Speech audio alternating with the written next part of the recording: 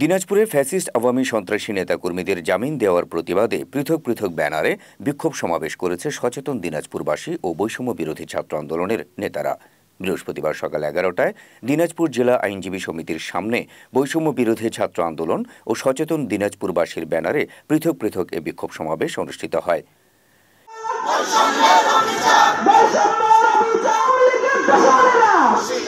বিক্ষোভ সমাবেশে বক্তারা বলেন, বৈষম্য বিরোধী ছাত্র জনতা জুলাই আগস্টে স্বৈরাচারী ফ্যাসিস্ট সরকার হাসিনাকে পদত্যাগ করতে 2000-এরও অধিক ছাত্র জনতা জীবন দিয়েছে। অসংখ্য ছাত্র জনতা গুলিবিদ্ধ হয়ে এখনও বিভিন্ন হাসপাতালের বেডে কাতরাচ্ছে।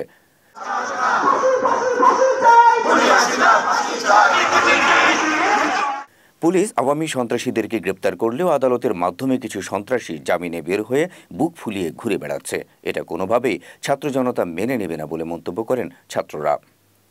বিক্ষোভ সমাবেশে বক্তব্য রাখেন জেলা জজ আদালতের অতিরিক্ত পিপি অ্যাডভোকেট সরকার মোহাম্মদ রাশেদুল ইসলাম মানিক, বৈষম্য বিরোধী ছাত্র আন্দোলনের সমন্বয়ক আবির হোসেন, পৌর বিএনপির সাধারণ সম্পাদক মহিউদ্দিন মণ্ডল বকুল, জেলা যুবদলের সভাপতি মুন্নাফ মুকুল সহ আরও অনেকে।